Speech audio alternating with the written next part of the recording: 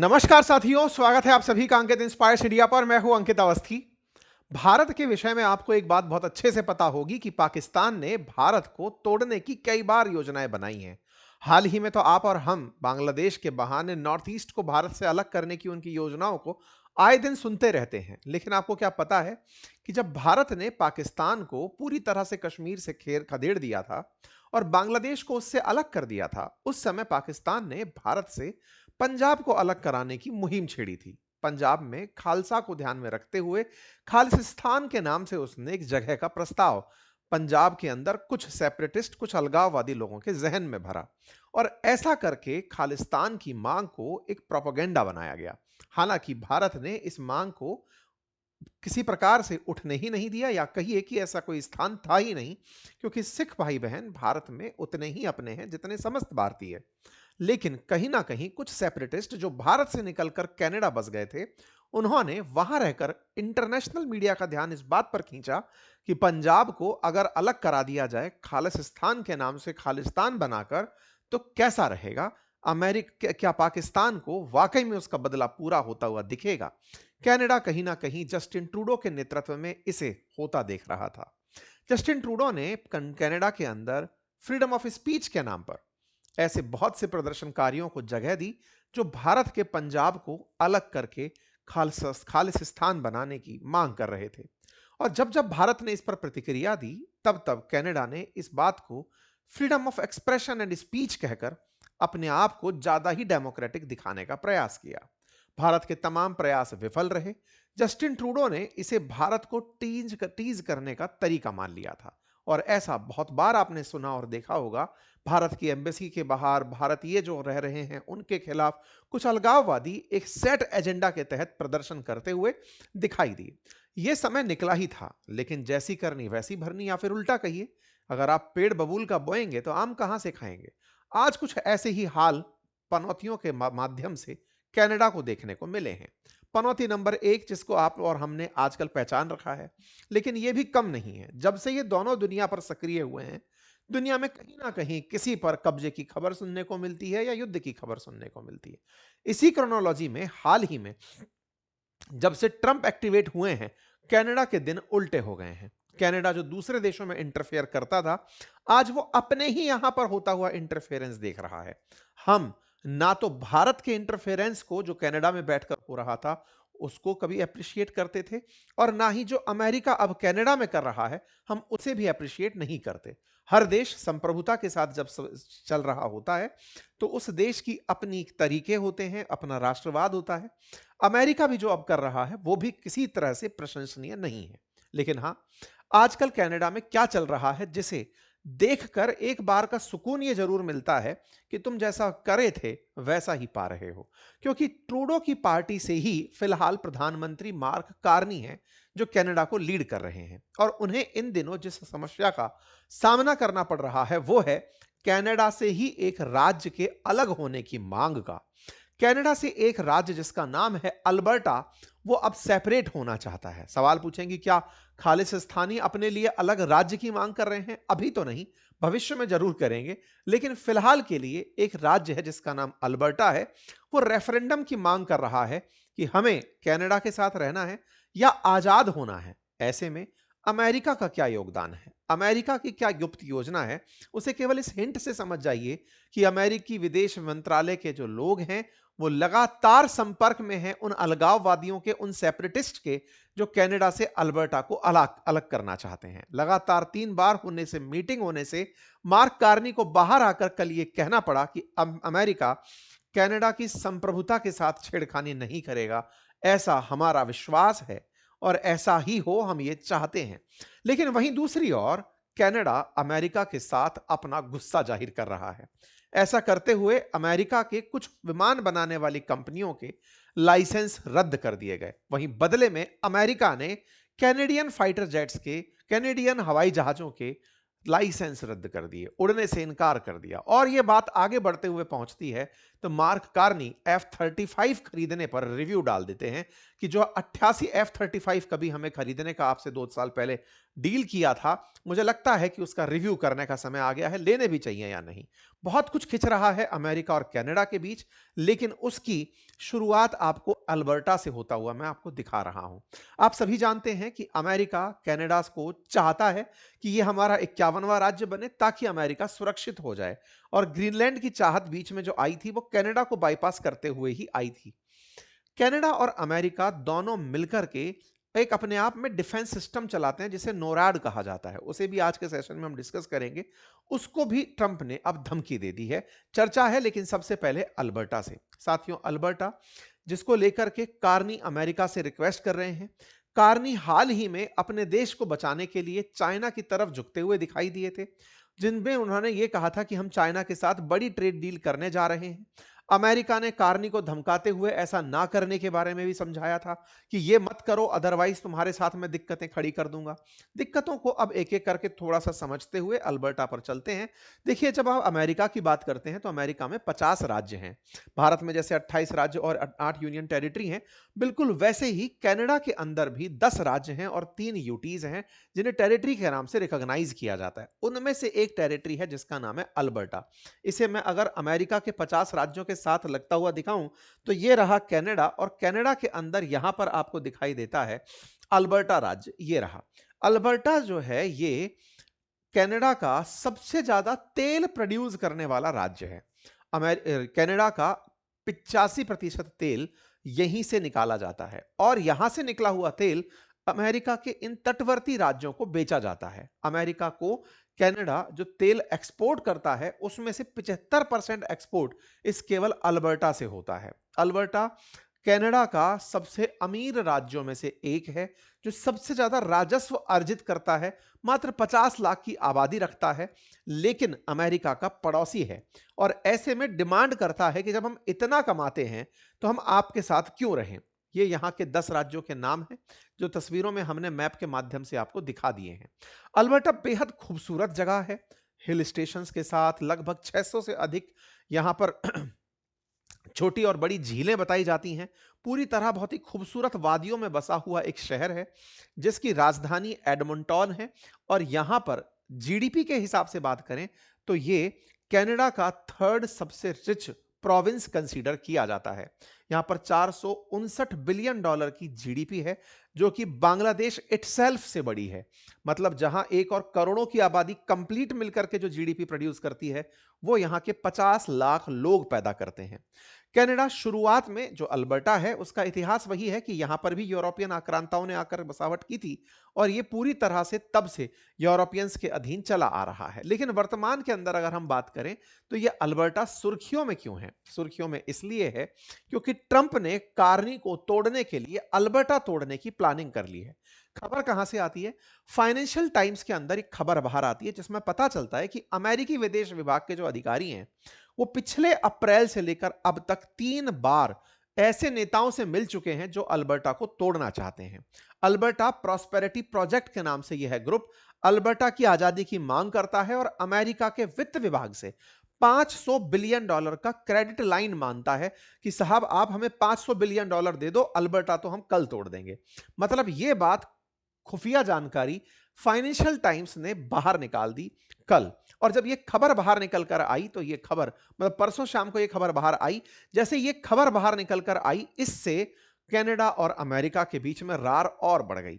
मतलब इस खबर का आना एज एन एक्सक्लूसिव खबर, जिसमें पता चलता है कि सेपरेटिस्ट जो हैं वो जाकर के ट्रंप के प्रशासन से मुलाकात करते हैं, 500 बिलियन डॉलर की मांग करते हैं। सर 500 बिलियन डॉलर दो तो कल ही हम आपके साथ में लाकर अल्बर्टा दे देंगे, पहले उसे हम सेपरेट करेंगे, बाद में आपकी मर्जी, साथ चाहो तो मिला लेना। तो 50 लाख लोगों की आबादी वाला ये जो शहर है अल्बर्टा, इस शहर की प्रीमियर, जैसे अपने आप सीएम होता है राज्यों के अंदर, ऐसे ही अल्बर्टा राज्य के अंदर जो मुख्यमंत्री है जिन्हें वहां पर प्रीमियर कहा जाता है, वो प्रीमियर कनाडा के अंदर कार्नी की पार्टी की विपक्षी दल से बिलोंग करती हैं। वो कंजर्वेटिव पार्टी से बिलोंग करती हैं। जो यहाँ की प्रीमियर हैं कंजर्वेटिव पार्टी से, वो प्रीमियर प्रधानमंत्री से वैचारिक मतभिन्नता रखती हैं। इनका नाम डैनियल स्मिथ है, लेकिन ये ट्रंप की करीबी बताई जाती हैं। ट्रंप के साथ इनकी एक तस्वीर काफी वायरल है, जब ये पिछले साल ट्रंप के पर्सनल गोल्फ क्लब मारे-लागो में जो स्थित है, वहां पर खेलते हुए, वहां पर उनसे मुलाकात करते हुए तस्वीरें डाली थी।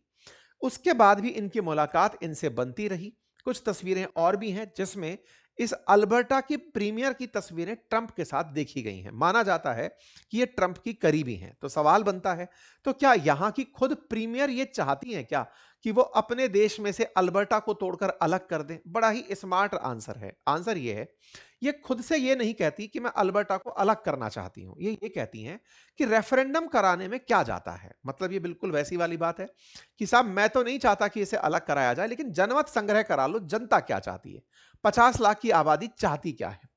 आज के हिसाब से अगर देखा जाए तो वहां के 33% आबादी कहीं ना कहीं अब सेपरेटिस्ट मूवमेंट में एंट्री कर चुकी है कि जब हम इतना ही पैसा कमाकर देते हैं तो हमें अमेरिका में रहने की क्या बात जरूरत है, वो सॉरी, कनाडा में रहने की क्या जरूरत है। और इसीलिए हेडलाइन बनती है, we want independence from Canada. और ऐसा कहते हुए हजारों अल्बर्टा रेजिडेंट साल के पिछले साल के अंत में इस तरह से सड़कों पर उतर आए और ये डिसाइड किया कि अब हम हर महीने सड़कों पर आएंगे और प्रोटेस्ट करेंगे। बकायदा रेफरेंडम के लिए कैंपेन चलाया गया और जो सरकार फिलहाल यहां बैठी है वो इसे दबाना नहीं चाहती। वो कहती है कि ठीक है, लोगों का मन है, करने दीजिए। मैंने जैसे कहा, जैसी करनी वैसी भरनी। शुरुआत में इन्होंने सेपरेटिस्ट के नाम पर शुरुआती तौर पर जैसे खालिस्तानियों को कनाडा में प्रदर्शन करने दिया। आप अगर देखें तो ट्रूडो के काल में खालिस्तान का आपने कितना नाम सुना होगा।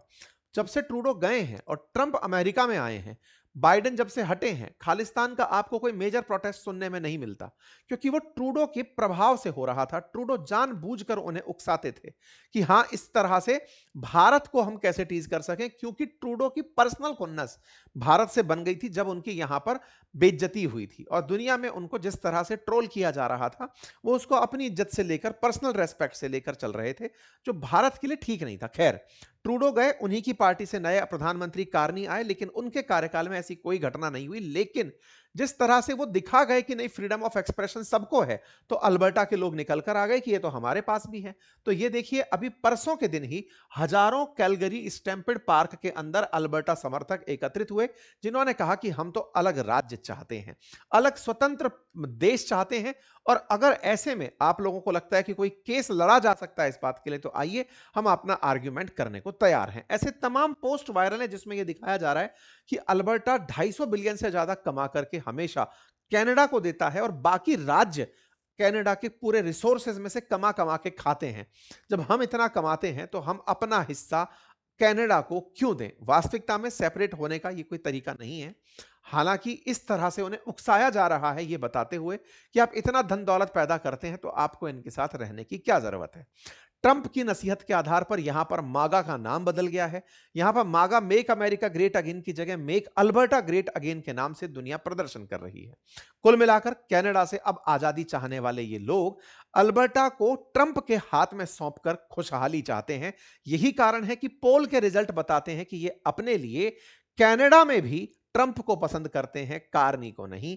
यह पोल है जो बताता है कि 74% कैनेडियंस, अल्बर्टा वाले, पसंद करते हैं कि साहब उन्हें प्रधानमंत्री या फिर देश के प्रमुख के रूप में ट्रंप चाहिए, यानी कि वो पहले ही मन बना चुके हैं कि हमें आप उधर ले जाइए। खैर, कार्नी को इस बात का पता चलता है। कल के दिन कार्नी बाहर आते हैं और कहते हैं कि हे डोनाल्ड ट्रंप, आप हमारी संप्रभुता का सम्मान करिए। काश ट्रूडो जिंदा होते, हैं तो जिंदा, लेकिन सक्रिय होते राजनीति में तो उन्हें हम कह पाते कि भाई ये क्या बयान आ रहे हैं। हम भी तो आपके लिए यही कहते थे कि दूसरे देश की संप्रभुता का ख्याल रखिए। लेकिन चलिए, कोई बात नहीं, आप ही की पार्टी के नेता बोल रहे हैं, क्या रेस्पेक्ट करिए कैनेडियन सॉवरेनिटी का। चलिए, हम इज्जत करते हैं आपकी। कनाडा के प्रधानमंत्री अमेरिकी प्रशासन से ये कहते हैं कि हमें विश्वास है कि अमेरिका हमारी संप्रभुता का पूरा ख्याल रखेगा। साथियों, मैं अगेन बोल रहा हूं, ना तो हम इस बात को पसंद करते थे कि कनाडा में बैठा हुआ कोई खालिस्तानी भारत को तोड़ने की बात करे, और ना ही हम इस बात को रेस्पेक्ट करते हैं कि अमेरिका कनाडा को तोड़ने की, इस तरह से अलगाववादियों को भड़का के तोड़ने की बात करे। हर देश सब सब राज्यों से मिलकर बना होता है। कल को अगर कोई राज्य ये कहने लगे, गुजरात ये कहने लगे कि हम बहुत ज्यादा व्यापार करते हैं, तमिलनाडु ये कहने लगे कि हम बहुत ज्यादा व्यापार करते हैं, उत्तर प्रदेश कहने लगे कि हम बहुत ज़्यादा फसलें पैदा करते हैं। हर किसी की अपनी कोई ना कोई स्ट्रेंथ है। राजस्थान कहने लगे कि हम बहुत ज़्यादा बॉर्डर साझा करते हैं। सबका अपना, हम बहुत ज़्यादा तेल पैदा करते हैं, खनिजों के अजायब घर हैं। सबकी अपनी कोई ना कोई स्ट्रेंथ है। अगर सब लोग अपनी स्ट्रेंथ को बताकर कहें कि हम तो अलग चलने लगे, तो फिर देश की कोई मतलब ही नहीं रह जाएगा ना। ये शरीर जब बनता है, तो शरीर केवल हाथ की मजबूती के कारण नहीं रहता कि साहब इनके हाथ में बहुत दम है, ये दीवार तोड़ देते हैं। तो आप हाथ को अलग करने का नियम नहीं निकाल सकते।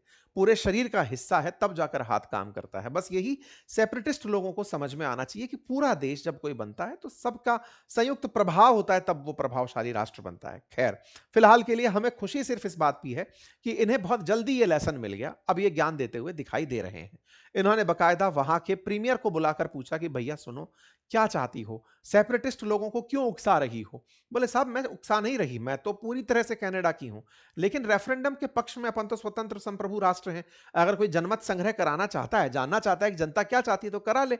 बोले नहीं नहीं, ऐसा तो कोई कानून नहीं है। बोले सर कानून की तो डिबेट चल के कर लेंगे कोर्ट के अंदर। तो भाई साहब इनको बुलाकर कल समझाया गया है कि मैडम ऐसा ना करिए। लेकिन साहब अमेरिका कहां पीछे रहने वाला है?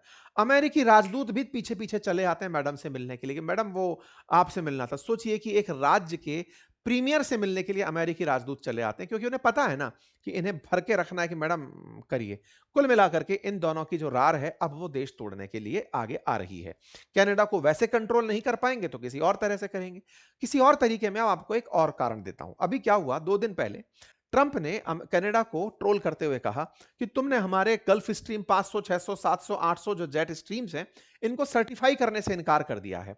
मैं तुम्हारे जो बम्बार्डियर एयरक्राफ्ट्स हैं, जो कनाडा से बने हुए हैं और अमेरिका में उड़ते हैं, मैं उनके ऊपर लाइसेंसिंग से या फिर उनको परमिशन देने से रोकता हूं। ऐसा कहते हुए अमेरिका ने अपने विमानों के लिए, जो गल्फ स्ट्रीम नाम के विमान हैं इनके, उन विमानों के लिए कनाडा के विमानों को, जो बम्बार्डियर विमान हैं, उनको डीसर्टिफाई करने का आदेश दे दिया कि सुनो, ग्लोबल जो बम्बार्डियर ग्लोबल एयर एक्सप्रेस है, जो कनाडा से उड़ करके अमेरिका में उड़ने आते हैं, उनको उड़ने मत दो या फिर उनको उड़ने से रोक दो। बोले क्यों? क्योंकि तुम हमारे विमानों को सर्टिफाई नहीं करोगे, हम तुम्हारे विमानों को सर्टिफाई नहीं करेंगे। मतलब अमेरिका अब डंडे के दम पर कनाडा को सामान बेचने पर तुला है कि तुम्हें हमारे गल्फ स्ट्रीम 500, 600, 700, 800 मॉडल जो हैं वो खरीदने होंगे। नहीं खरीदोगे तो हम तुम्हारे प्रोडक्ट को अपने देश में नहीं बिकने देंगे। सीधा ट्रंप का यह रवैया किसी भी प्रकार से दुनिया के लिए सही नहीं है।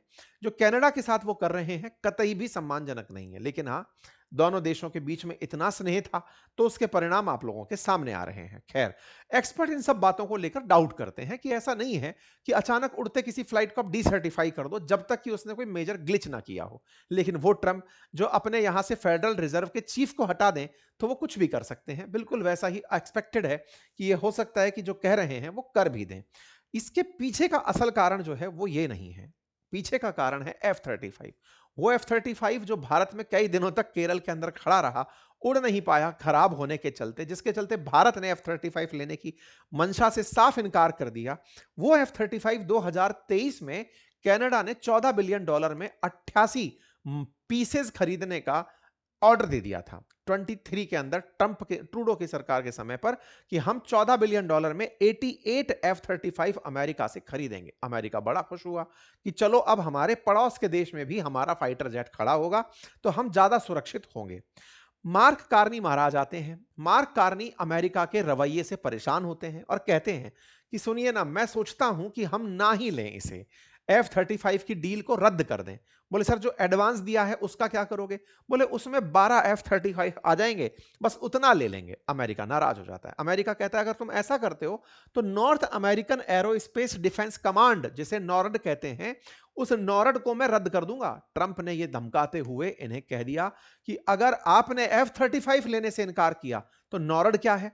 नॉर्ड असल में यूएस और कनाडा का संयुक्त सुरक्षा का एक सिस्टम है, जो स्पेस की मदद से मेंटेन होता है। एक तरह का गोल्डन डोम समझिए। गोल्डन डोम में मिसाइल भी तैनात रहती हैं, लेकिन यहां पर केवल निगरानी होती है। तो यूएस और कनाडा ऑलरेडी संयुक्त रूप से एक दूसरे की निगरानी करते हैं कि कोई दुश्मन हमारे ऊपर आक्रमण ना करे। तो ट्रंप ने इन्हें F-35 ना लेने पर नॉर्ड से बाहर निकलने की धमकी दे दी।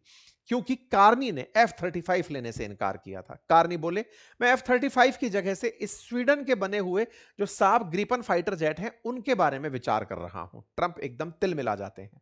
इस बात से तिलमिलाए हुए ट्रंप अपने जनरलों से कहते हैं कि ट्रूडो से कहो, कार्नी से कहो कि यह बेवकूफी भरा फैसला होगा अगर उन्होंने इस तरह का काम नहीं किया।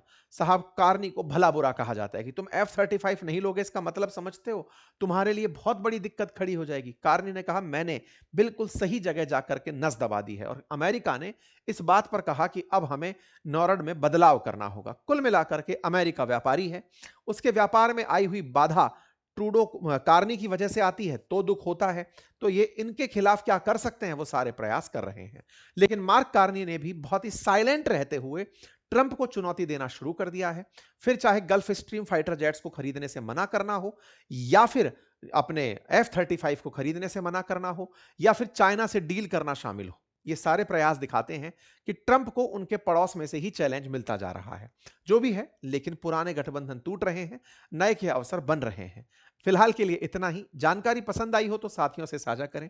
आप लोगों को अगर मैप के प्रति थोड़ा मतलब इंटरेस्ट है, मैप समझने में अगर रुचि रखते हैं, तो हमारी इस मैप की पुस्तक को जो 4 कलर में है, मैप के ऊपर पूरी तरह से वर्ल्ड की सारी लोकेशंस मार्क हैं, उनकी विशेषताएं मार्क हैं, अपने घर बैठे मंगा सकते हैं। ऑर्डर ओपन है, यूट्यूब के नीचे ही लिंक लगा हुआ है, आप वहां से इसे ऑर्डर कर सकते हैं। 7 वर्किंग डेज में आप तक ये पुस्तक पहुंच जाएगी।